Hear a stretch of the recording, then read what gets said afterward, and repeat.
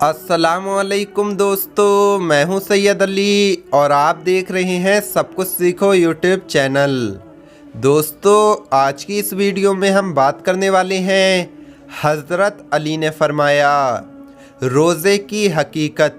रोज़ा किसे कहते हैं, रोज़ा क्यों रखते हैं। साथ ही साथ दोस्तों हम आपको बताएंगे कि इंसान के जिस्म के साथ कब्र में क्या क्या होता है, कितने दिन में उसका पेट फट जाता है, कितने दिन में सर फटता है और कितने दिन में उसका जिस्म मट्टी में मिल जाता है।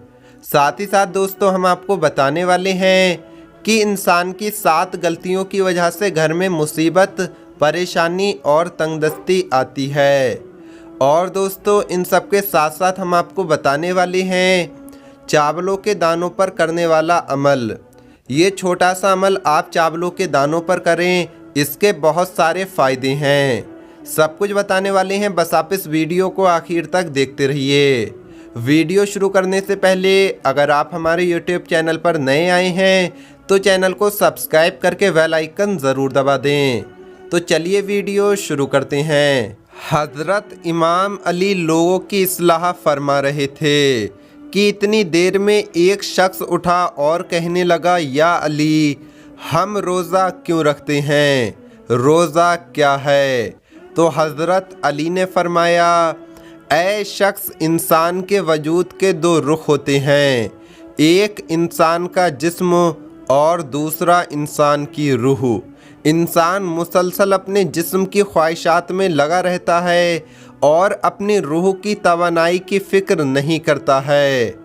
तभी अल्लाह ने एक महीना ऐसा रखा जिसमें इंसान सूरज तुलू होने से पहले से लेकर सूरज गुरूब होने तक अपनी जिस्मानी ख्वाहिशात पर काबू पा ले, ताकि उसके अंदर ये एहसास पैदा हो कि कोई उसे देख रहा है। उसके अंदर अल्लाह का खौफ पैदा हो कि जिस तरह तकब्बुर से मैं पूरा साल खाना खाता रहता हूँ, अगर ये नेमतें ख़त्म हो जाएं तो मेरा क्या हाल होगा। उसके अंदर ये एहसास पैदा हो कि इस ज़मीन पर जो लजीज खाना नहीं खाते, जो पेट भर के नहीं खाते, वो किस तरह से ज़िंदगी गुजारते हैं। अल्लाह ने इंसान के जिस्म की बीमारियों को रोकने के लिए और रूह की तवानाई के लिए इंसान पर रोज़ा फ़र्ज कर दिया। लेकिन ऐ शख्स, याद रखना, सिर्फ भूखा रहना रोज़ा नहीं है। आँखों का भी रोज़ा है, कानों का भी रोज़ा है, ज़बान का भी रोज़ा है, हाथों का भी रोज़ा है, कदमों का भी रोज़ा है। उस शख्स ने कहा, या अली, वो कैसे। हज़रत अली ने फरमाया, सिर्फ भूख पर काबू पा लेना रोज़ा नहीं, ख्वाहिशात पर काबू पा लेना रोज़ा है। अगर किसी इंसान को आँखों से गुनाह करने की आदत हो गई है, आँखों से ऐसे ऐसे मनाजिर देखता है जो अल्लाह को नापसंद हैं, तो वो अपने आप को उससे रोक ले। अगर कोई इंसान कानों से ऐसी बातें सुनता है तो वो अपने आप को उससे भी रोक ले। अगर इंसान हाथों से अल्लाह की किसी मखलूक पर जुल्म करता है, अपनी ज़बान से किसी का दिल दुखाता है, तकलीफ़ देता है, तो इंसान उससे भी अपने आप को रोक ले। ऐ शख्स, हकीकत तो ये है कि अपनी नफ्स को अपनी ख्वाहिशात से अल्लाह के लिए रोकने को रोज़ा कहते हैं। दोस्तों, अब हम आपको बताते हैं कि कब्र में इंसान के जिस्म के साथ क्या क्या होता है, कितने दिनों में उसका सर फटता है, कितने दिनों में उसका पेट फटता है और कितने दिनों में उसका जिस्म मट्टी में मिल जाता है। प्यारे दोस्तों, ये घूमने फिरने और दुनिया में मगन रहने वाला इंसान जब मरता है तब उसे पता चलता है कि ज़िंदगी का असल मकसद क्या था। जब इंसान मर जाता है और उसे कब्र में दफन कर दिया जाता है तो उसके बाद कब्र में 2 से 3 दिन के अंदर इंसान के नाक की हालत तब्दील होने लगती है और फिर 6 से 7 दिनों के अंदर इंसान के नाखून खुद ब खुद अपने आप झड़ने लगते हैं और 9 से 10 दिनों के अंदर ही पेट फूलना शुरू हो जाता है और बाल गिरना शुरू हो जाते हैं और 17 दिनों के अंदर ही पेट फट जाता है और पेट के अज्जा, फेफड़े, दिल वगैरह बाहर आ जाते हैं। उस वक्त इंसान के जिस्म से कीड़े मकोड़े इस तरह से लिपटे हुए होते हैं कि जैसे वो कभी ज़िंदा हुआ ही ना हो और वो कीड़े मकोड़े कहने लगते हैं कि कहाँ गया तुम्हारा तकब्बुर, कहाँ गई तुम्हारी इज्जत, कहाँ गया तुम्हारा रोब, कहाँ गया तुम्हारा दबदबा, कहाँ गई तुम्हारी ताकत। और यूं रफ्ता रफ्ता इंसान के जिस्म का सारा गोश्त कीड़े मकोड़े खा लेते हैं और 90 दिनों के अंदर ही इंसान के जिस्म की हड्डियां एक दूसरे हड्डियों से अलग होने लगती हैं और 1 साल बाद हड्डियां बोसीदा हो जाती हैं और 2 सालों के अंदर ही हड्डियों का वजूद ख़त्म हो जाता है। और ये वो इंसान था जो अपने आप को आला, मोहतरम और दूसरों से बेहतर समझता था। ऐसा कोई नहीं जो ता क़यामत ज़िंदा रहा हो। इस ज़मीन पर बादशाह से लेकर फ़कीर तक सबको मरना है। अगर आप ये चाहते हैं कि कब्र में हमारा जिस्म सलामत रहे तो नमाज़ पढ़ें, रोज़े रखें, जो काम अल्लाह ने इंसान के ऊपर फ़र्ज़ किए हैं उन्हें पूरा करें, लोगों की मदद करें, किसी भूखे को खाना खिलाएं, किसी प्यासे को पानी पिलाएं, पंछियों के लिए अनाज और पानी का एहतमाम करें। इंशाअल्लाह आपका जिस्म कब्र के अज़ाब से महफूज रहेगा। दोस्तों, अब हम आपको बताते हैं कि इंसान की 7 गलतियों से घर में परेशानी, मुसीबतें और तंगदस्ती आती है। नंबर 1, रात को खाने के बर्तन साफ़ ना करने से। दोस्तों, अक्सर घरों में ये ध्यान नहीं दिया जाता है और रात के बर्तन ऐसे ही बिना धोए सब सो जाते हैं।